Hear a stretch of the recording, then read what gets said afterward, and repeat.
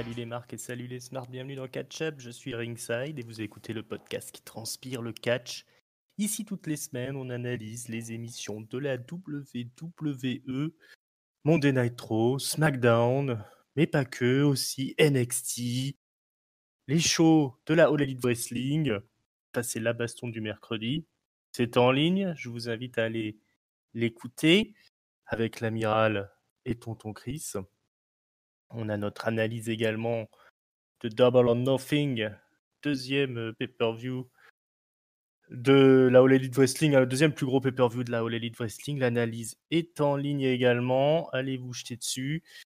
Voilà, vous avez compris, on va parler catch pendant une petite heure, alors un peu moins, parce qu'aujourd'hui je suis seul pour analyser SmackDown, le show bleu de la WWE, le show de vendredi 29 mai, si je ne dis pas de bêtises, qui était toujours au Performance Center. Alors, si vous nous écoutez sur YouTube, ce serait très aimable à vous d'appuyer sur la cloche, de vous abonner et puis de mettre un petit like pour améliorer la visibilité, tout simplement, de notre émission. Ce serait fort aimable à vous. Alors, donc comme je l'ai expliqué, cette fois-ci, je suis tout seul. C'est pas l'exercice que je préfère, mais bon, on va s'y atteler. On va pas tarder plus que ça. SmackDown, qu'est-ce qu'il y avait au programme? Théoriquement, on devait avoir la suite du tournoi pour le titre intercontinental qui opposait notamment dans plusieurs matchs pour les demi-finales, donc Jeff Hardy contre Daniel Bryan et Jay Styles contre Elias. Alors, on se souvient que Jeff Hardy avait défait Sheamus la semaine dernière et Jay Styles Shinsuke Nakamura. Et que Daniel Bryan, lui, il avait vaincu la semaine d'avant Drew Gulak dans le premier round. Elias, lui, avait battu Baron Corbin. Alors, cette ceinture intercontinentale, pourquoi elle est en jeu? Parce que Sami Zayn l'a abandonné, souvenez-vous. Il veut plus venir catcher à cause de la crise du Covid. Donc, on lui a retiré la ceinture. C'est un peu le grand perdant à la WWE de cette période tourmentée, dirons-nous. Ce soir également, A Moment of Bliss est prévu, championne face aux champions. Alexa Bliss et Nikki Cross reçoivent le New Day. Sonya Deville doit affronter Lacey Evans. Elles se sont crêpées le chignon sur Twitter pendant la semaine, donc on a booké un match. Voilà en gros ce qui était prévu. Ce soir, eh bien tout ne va pas se passer comme prévu. Puisque en fait on démarre le show sur le parking du Performance Center. Une voiture à l'arrêt dans un poteau plié, un homme à terre qui se tord de douleur. C'est Elias. Il a été visiblement renversé. On est accueilli par notre reporter préféré René Yang. La police est là également. On nous apprend qu'il y a un témoin de la scène. C'est un hit and run, comme on dit aux États-Unis, un accident avec une tentative de fuite. Un homme en noir, t-shirt noir, pantalon noir, est sorti de la voiture. On a un témoin de cette scène. La police est là, elle inspecte la voiture. Jeff Hardy. Jeff Hardy, c'est le nom inscrit sur la carte grise de la voiture. Donc les policiers sont là, ils appellent Jeff Hardy. Jeff Hardy, est-ce qu'il y a un Jeff Hardy dans la salle? Bon, personne ne répond. Évidemment, ça arrive rarement que le chauffard reste à côté de sa voiture et puis répond quand on l'appelle, quoi. C'est un peu étrange. Il y a une bouteille de whisky sur le tapis passager ou conducteur, on ne sait pas trop. Ça sent l'alcool dans cette voiture. On emmène Elias, évidemment, en brancard.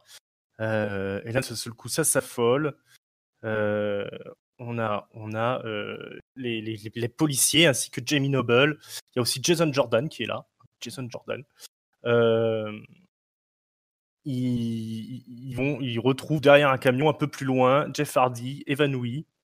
Il est en pantalon noir, il est en t-shirt noir. Il sent l'alcool. Il n'a pas l'air d'aller bien. Il dit qu'il a mal à la tête. Il a la tête qui tourne. Il tient pas debout. Il a deux doigts de vomir même. Il a vraiment pas l'air bien. Il a l'air d'avoir passé une grosse soirée. Et donc la police finit par lui mettre les menottes. sous le regard des caméras.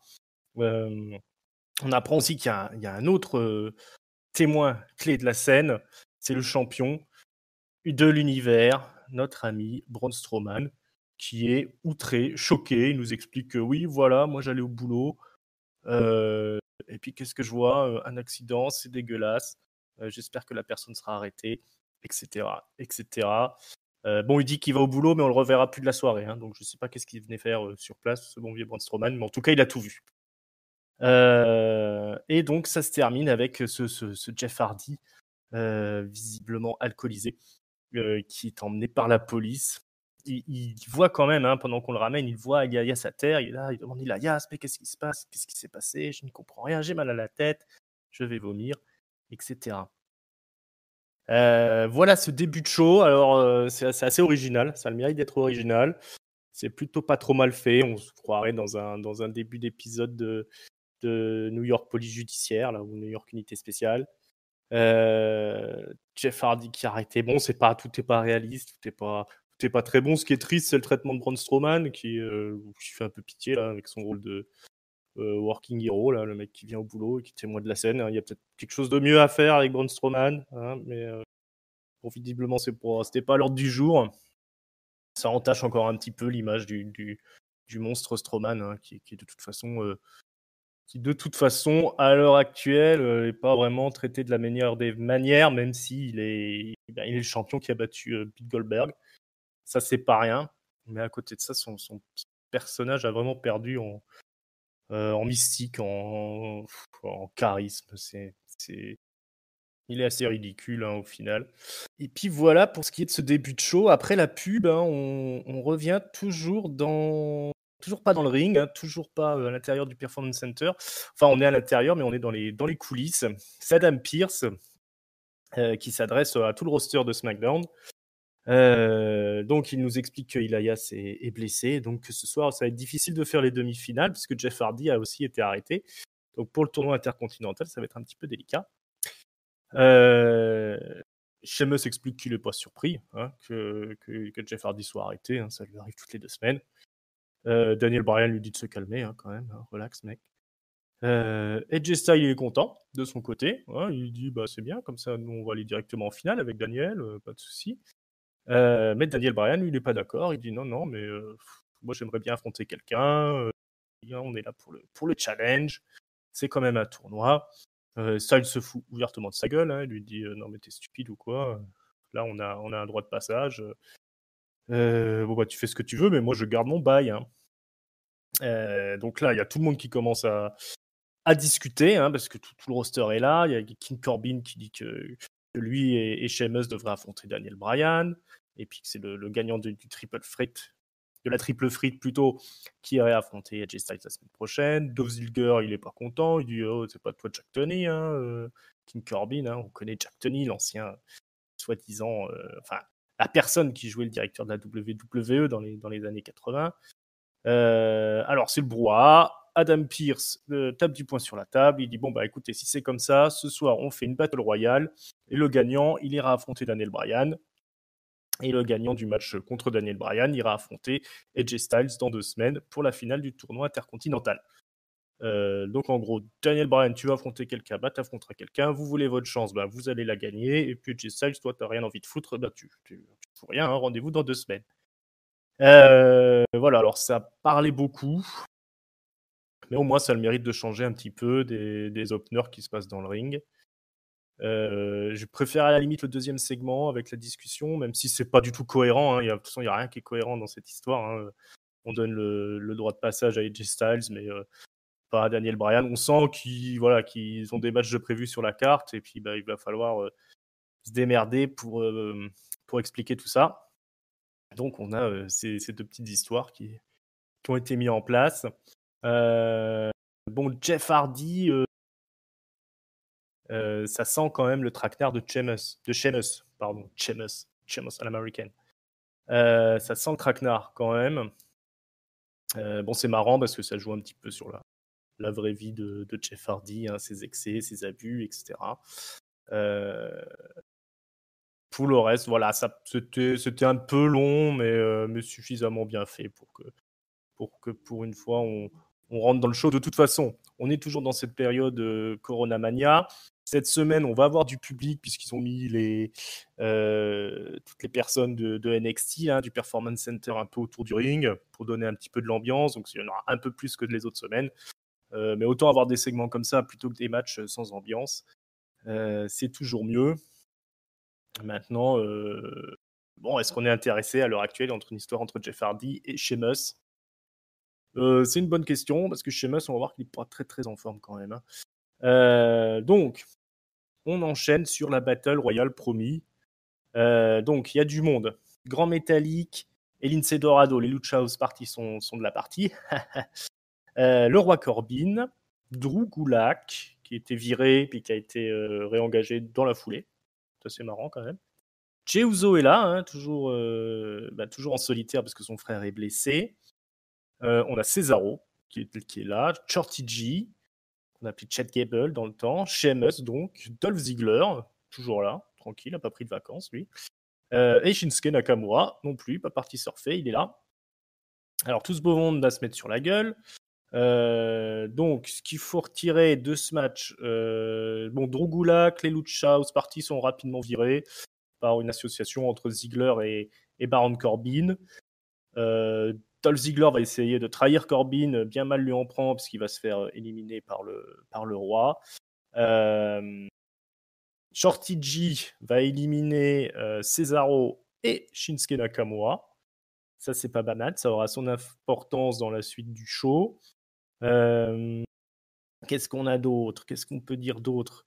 Une fois que tout ce beau monde est éliminé, les deux qui restent, il faut savoir que Cesaro va revenir dans le match pour éliminer Shorty G. Hein, les officiels auront le dos tourné parce que Nakamura, après cette féminité, va vouloir remonter dans le ring. Et là, Cesaro, il revient, il prend Shorty G, il le jette par-dessus la troisième corde. Les officiels comptabilisent Shorty G comme éliminé. Ensuite, donc, il restera plus que Sheamus et Jey Uso en finale.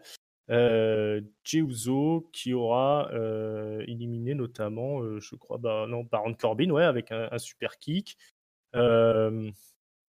Et donc, il va tenter le super kick aussi sur Sheamus. Ils vont se retrouver tous les deux sur le tablier du ring.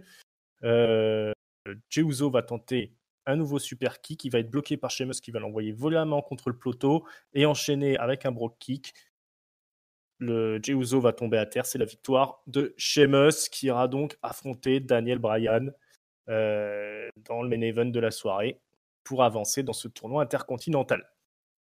C'était plutôt une bonne Battle Royale de weekly, sans problème, rien à redire sur ce petit match qui était plutôt, ma foi, sympa, puis qui fait avancer les intrigues pour le reste de l'émission. Donc ça, c'est plutôt judicieux, c'est plutôt cohérent.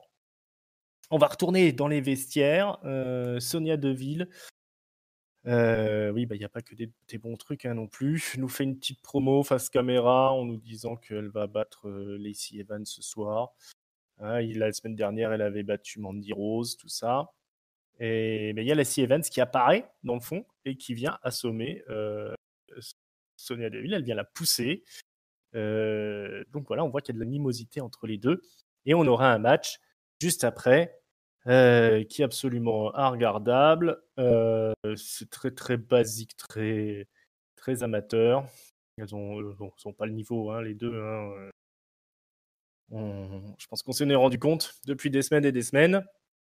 Donc en plus, elles vont jouer un petit peu la psychologie. Il y a un moment donné, Lacey Evans qui va proposer à Sonia Deville de se la jouer façon lutte amateur. Hein. Elle va prendre la position de lutte amateur à quatre pattes là, et puis Sonia Deville va venir derrière pour essayer de la claquer au sol. Enfin bref, ça est bien nul. Et puis ça se termine par un double décompte à l'extérieur. Donc c'est pas fini en plus de cette rivalité qui, à mon avis, n'intéresse personne.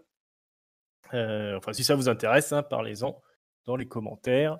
Je vous invite à vous faire l'avocat de ces deux catcheuses qui étrangement ne pourront pas, hein, en tout cas, se plaindre de ne pas avoir eu leur chance à la WWE. Hein. Parce que là, elles ont un bon temps d'antenne.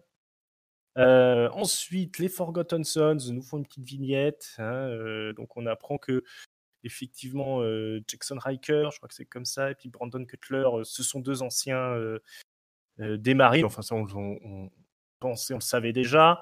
Mais Wesley Blake nous apprend que lui, il n'est pas un ancien Marines. Donc, ça en fait un mec un peu bizarre. Il traîne avec deux alcooliques. En tout cas, le sang, il sera plus sur leurs mains, il sera sur les nôtres. Allez savoir pourquoi.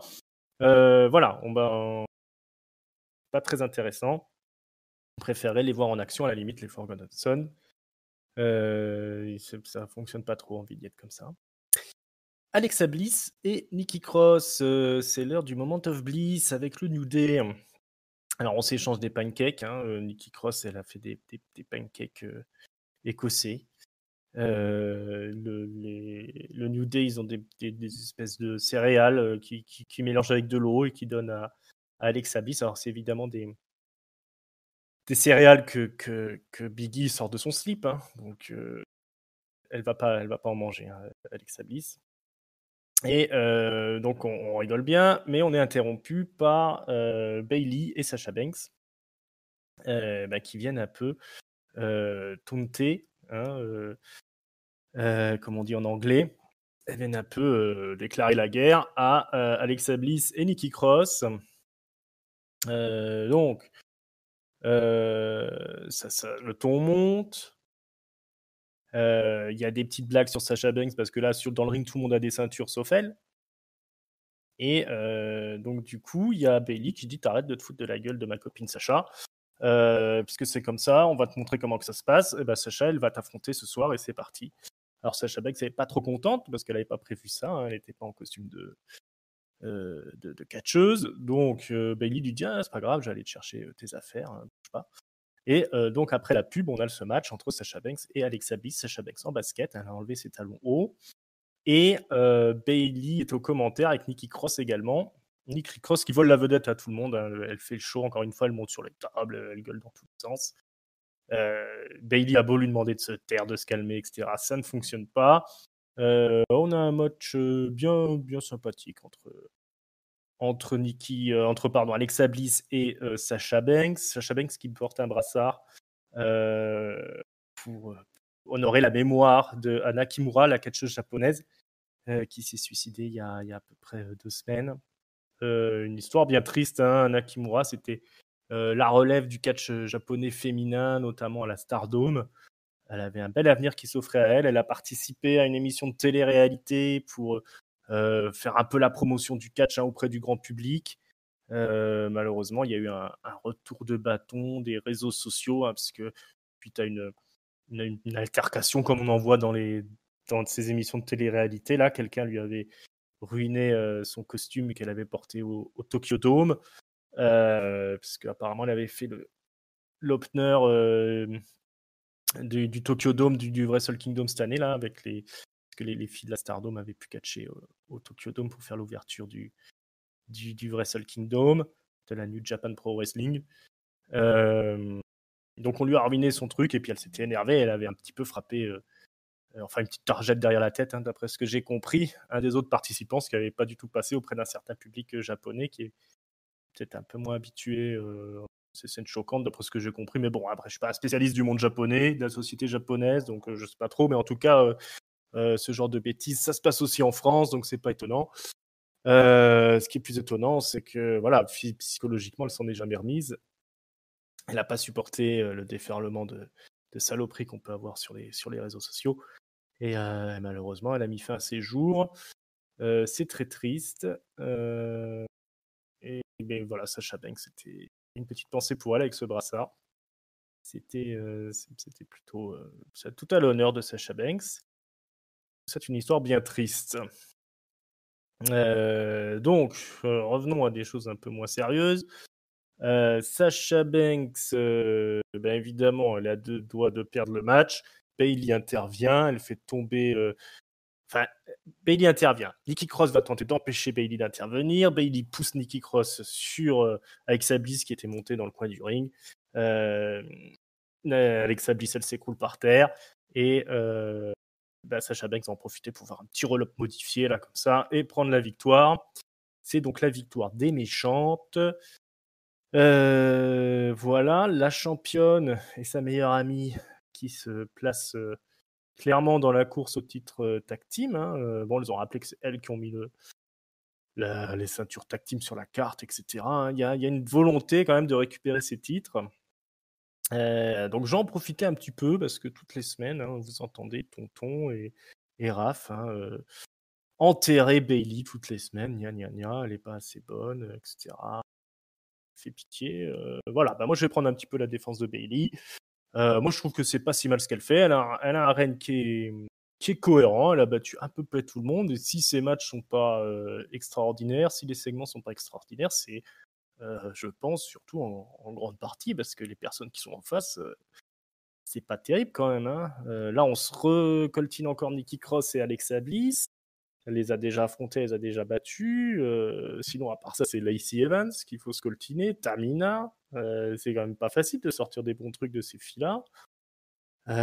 Voilà, elle a eu brièvement, je crois, Ember Moon avant qu'elle se blesse. Sinon, qu'est-ce qui reste dans le roster? Carmella. À la limite Naomi, mais Naomi elle est pas très fiable, elle est bourrée les trois quarts du temps. Puis c'est pas non plus du 4 étoiles, Naomi, même si je l'aime beaucoup.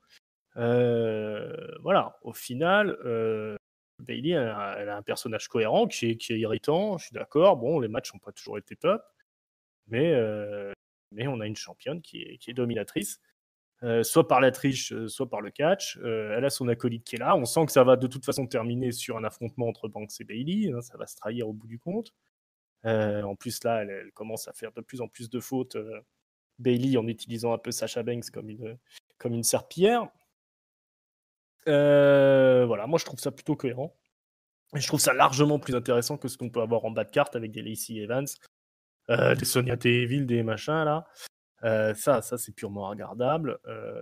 Moi, j'aime bien ce personnage qu'elle a construit, la gentille Bayley, même si elle a une coupe de cheveux pourrie et un maquillage complètement atroce.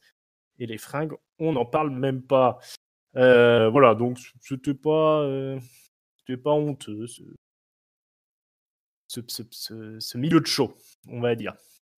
Je suis jamais trop fan des Moments of Bliss, donc plutôt agréablement surpris. On enchaîne avec les répercussions de la Battle Royale. Puisque dans les vestiaires, Shorty G s'entretient avec Cesaro et Nakamura, il les engueule, c'est dégueulasse, vous m'avez fait perdre ma chance. Cesaro s'énerve, vidéo, c'est bon, tu vas te calmer, tu vois pas que tu fais tâche ici, c'est pas pour rien qu'on dit que c'est ici qu'il y a les big boys qui s'amusent. C'est un truc pour les grandes personnes, la WWE, donc retourne. Je te donne une chance de t'en tirer comme un homme, comme un grand. Tu retournes d'où tu viens et sinon, je te mets la pâtée dans le ring. Là, Shorty G se démonte pas. Il lui met un bon coup de coude dans la gueule. Cesaro s'écroule au sol sous le regard amusé de Shinsuke Nakamura. Et il lui dit, Shorty G, le challenge est relevé. Donc, ils vont se retrouver dans le ring. Ils vont se foutre sur la gueule. C'était plutôt pas mal. C'est quand même Cesaro contre Chad Gable. Donc, ça fonctionne plutôt bien. C'est la victoire de Cesaro. De Sheamus, pardon. De Sheamus, rien à voir. De Shorty G. Avec un espèce de roll-up façon powerbomb roll-up là.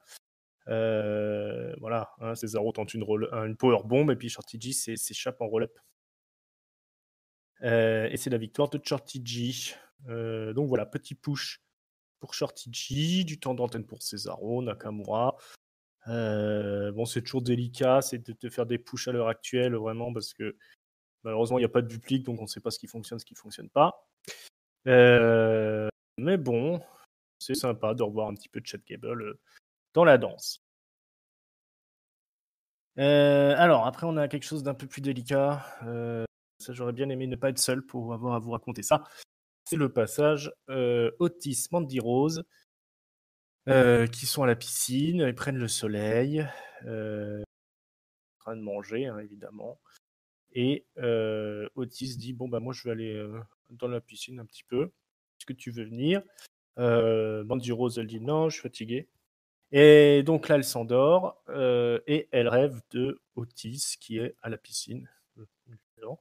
Un peu comme Guéluron qui rêve qu'il est en train de dormir. Voilà. Elle est à la piscine et elle rêve qu'elle est à la piscine avec Otis alors qu'elle est avec Otis.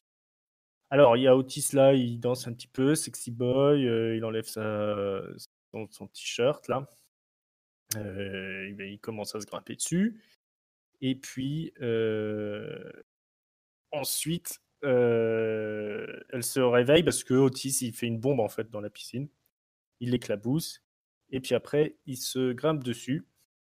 Et donc, c'est une parodie de la scène du film Fast Times at Richmond High, film culte aux USA, un peu moins connu chez nous. Et puis, on n'en sait pas plus. Et on n'a pas trop compris à quoi ça servait. Voilà, j'aimerais bien ne plus avoir de trucs comme ça à regarder. Ce serait pas mal. On enchaîne avec Kurt Angle, hein, qui a été viré il n'y a pas longtemps par WWE. Ben, il faisait l'arbitre à NXT cette semaine. Et puis, aujourd'hui, il nous annonce l'arrivée d'un nouveau catcheur à SmackDown. Rien d'autre que Matt Riddle. Et on a un petit package sur Matt Riddle. On voit un petit peu ses combats à NXT, tout ça. Donc, ben, je pense qu'il devrait être là la semaine prochaine. Voilà, Matt Riddle arrive à SmackDown. Si vous ne connaissez pas Matt Riddle, c'est un grand blond avec une tête d'acteur des années 80 hein, qui catch pieds nus et qui a été champion un peu partout hein, dans le circuit indépendant. Pas mal bossé à la Evolve, à la Rev Pro, etc. Un peu partout à travers le monde. C'était un ancien combattant de l'UFC qui avait été un peu mis sur la touche pour des histoires de drogue. Et son arrivée dans le catch, c'était un peu sa rédemption. Et voilà, et puis il est passé donc à NXT. Vous l'avez même sûrement vu au Survivor Series, hein, maintenant que j'y pense. Voilà, il était champion tag team à NXT il n'y a pas si longtemps avec l'ami Pete Dunne. Voilà, il va arriver à SmackDown. Tout le monde est excité par l'arrivée de Matt Riddle, sauf Sheamus qui vient interrompre Kayla Braxton qui était en train de nous dire justement qu'elle était contente de savoir que Matt Riddle arrivait. Sheamus, il dit ouais c'est bon, hein, déjà vous nous avez emmerdé avec Jeff Hardy, maintenant c'est Matt Riddle, parlez plutôt de Sheamus. Ce soir je vais affronter Daniel Bryan, je vais le battre, etc. Là-dessus il y a Daniel Bryan qui débarque, il dit tu vas battre qui toi, Sheamus? Là, voilà, il lui met un coup de pied. Et il s'en va en rigolant. Hein, on se voit dans le ring. Mon bon Sheamus. Là-dessus, on nous apprend que Braun Strowman est en feud avec Miz et Morrison et qu'ils s'affronteront. Et ben, Backlash, hein, il y aura un match handicap évidemment. C'est ce qu'on aime voir, un match handicap, Braun Strowman contre le Miz et Morrison. Le package est plutôt bien foutu, donc ça donne envie de regarder, mais je sais pas, en fait, ça peut être sympa le match quand même. Mais bon, c'est pas ça qui va mettre Braun Strowman sur la carte, hein, j'ai envie de dire. Et donc, on arrive au main event, la demi-finale du championnat intercontinental, donc qui confronte Daniel Bryan à Sheamus. Donc, gros match. Hein, Sheamus et Daniel Bryan, ils se connaissent quand même plutôt bien depuis le temps. C'est un peu bizarre d'envoyer Bryan encore contre Sheamus, hein, parce que Sheamus, c'est quand même, faut le savoir, un des catcheurs les plus stiffs, comme on dit, les plus violents. Hein, il y a le Big Show dans une interview qui se plaint notamment il raconte ses souvenirs de match. Je sais pas qui se plaint, mais il explique que voilà, dans un match contre Sheamus, au bout de 5 minutes, il avait mal partout. Il disait qu'est-ce qui m'arrive, je me sens pas bien. Et au final, il se rencontrait que c'était Sheamus qui lui rentrait dedans comme un bourrin. On sait que Daniel Bryan, il s'est mangé une commotion cérébrale après, je crois même le match de WrestleMania qui avait duré 7 secondes là. Il était juste pris un brogue kick. Sheamus, souvenez-vous qui pète la dent de Jeff Hardy avec un simple coup de pied dans la gueule. Hein. Voilà. Donc pour moi, c'est un peu bizarre de voir quand même Daniel Bryan affronter Sheamus. C'est un peu joué avec le feu.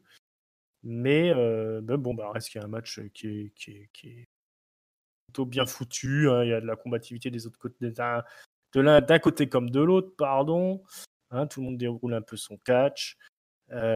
Sheamus, on sent qu'il n'est pas très très grande forme, mais bon, il a assez de professionnalisme et d'ancienneté pour savoir gérer quand même correctement son match. Mais je pense que ses belles heures sont derrière lui quand même, hein, Sheamus.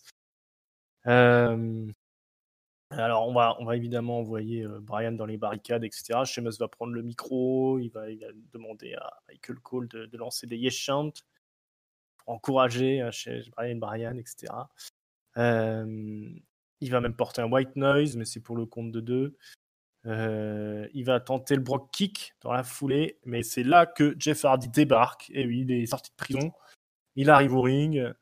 Sheamus est pas content, il est distrait. Il faut pas être distrait face à Daniel Bryan. Il se prend un running knee dans la face. 1, 2, 3, victoire de Daniel Bryan, qui ira affronter donc AJ Styles en 2 semaines. Et là-dessus, Jeff Hardy monte dans le ring, il s'attaque à Sheamus, jusqu'à ce que Sheamus soit obligé de battre en retraite. Et ça se termine sur ça, sur un Jeff Hardy qui s'est peut-être échappé de prison, peut-être a été libéré. Je crois qu'il y a une annonce officielle comme quoi il a été libéré sous caution, quelque chose comme ça, ou qu'ils ont abandonné les charges de conduite en état d'ivresse. Et donc voilà, Daniel Bryan va affronter AJ Styles. Et Sheamus est en feud officiellement avec Jeff Hardy. Et puis on se doute quand même que c'est Sheamus qui a manipulé, piégé Jeff Hardy. On en saura sûrement plus la semaine prochaine. La semaine prochaine, The Miz et John Morrison auront un warning. Comment on peut dire ça en français? Je sais pas, un ultimatum ou voilà, une alerte, on va dire, pour Braun Strowman. Et il y a un championship tag team féminin qui aura lieu entre Alexa Bliss et Nikki Cross. Plutôt Alexa Bliss et Nikki Cross d'un côté contre Bayley et Sasha Banks. Ça, ce sera pour la semaine prochaine. Donc voilà, alors qu'est-ce qu'on peut dire sur ce SmackDown pour résumer ce qu'on appelle le mot de la fin, je vais donner une note, un top, un flop. Ce qui était plutôt top, qu'est-ce qui était plutôt top? Pas très bien SmackDown en ce moment, on va pas se mentir. Hein. Là, j'ai regardé, j'ai fait un effort, quoi, si vous voulez. Parce que même le Cesaro Shorty c'était quand même mal réalisé. Hein, ils sont un peu à la ramasse au niveau de la réalisation. Donc il n'y a rien qui est vraiment, on se dit, ça fonctionne. Non, c'est toujours approximatif. Voyons voir. J'ai Tonton Chris qui m'a quand même laissé son avis sur le show. Je crois qu'il a donné son top au main event, ce qui me paraît logique. Ça, c'est pas con. Le flop, évidemment, Otis et Mandy Rose. Donc ça, on va être d'accord. Et je crois qu'il m'a donné 2,75 pour le show. Moi, je vais mettre un 2. Je vais donner le top quand même à ce segment de début. Alors, pas sur la réalisation, mais sur l'idée de donner un petit peu quelque chose de différent de ce qu'on a déjà vu. Je suis pas sûr que ça fonctionne du feu de Dieu, mais au moins, il faut jouer sur des choses comme ça tant qu'on est dans cette période de Corona Mania, là où on peut pas avoir de public, parce que les matchs, quoi qu'il arrive, ça fonctionne pas. Donc voilà, on va donner le top au segment de début. On va donner le flop à Otis et Mandy. Hein. Ils méritent bien. Et moi, je vais donner 2, pas plus. Voilà. Même pas. Hein. Même pas 2. De toute façon, tous ces shows-là qui ont lieu pendant cette période un peu difficile, je trouve vraiment pas ça très intéressant. C'est pour ça que vous ne m'entendez plus trop dans les reviews. Voilà, là, j'ai fait un bel effort. J'espère que vous êtes satisfait et que vous avez quand même apprécié l'émission. Alors n'hésitez pas à nous dire d'ailleurs dans les commentaires si ces formules qu'on fait en solo ça vous plaît, parce que on le fait parce qu'on est pris par le temps hein, quelque part, donc c'est plus simple pour nous de faire comme ça, mais si ça vous convient pas, n'hésitez pas à le mentionner, on s'arrangera autrement, il y a d'autres possibilités qui existent. Voilà, alors je vous rappelle, pour ce qui est de catch-up, parce que c'est l'heure de l'auto-promo, toujours fastidieux, on est partout, sur toutes les plateformes de podcast qui existent. Et on est aussi sur YouTube. Et si vous êtes sur YouTube, encore une fois, s'il vous plaît, n'hésitez pas à mettre un pouce vers le haut, à vous abonner, à cliquer sur la petite cloche. On est sur comment ça s'appelle, Facebook, là, Twitter, les conneries comme ça. Et vous pouvez nous rejoindre sur Discord, hein, il y a tout dans la description. En dessous, hein, n'hésitez pas à venir sur Discord, hein, on discute catch, on raconte des conneries, on s'insulte, on s'engueule, il y a des gens qui s'en vont, des gens qui viennent. C'est vivant, hein, c'est toujours sympa. Puis vous pouvez, si vous êtes un autre producteur de contenu, hein, sur YouTube ou autre, vous pouvez venir faire votre pub aussi chez nous, hein, on n'est pas comme ça. Voilà, bah écoutez, on a fait le tour. J'espère que tout ça a été satisfaisant pour vous. J'ai plus qu'à vous dire à la semaine prochaine ou à bientôt. Des bisous. Ciao, ciao.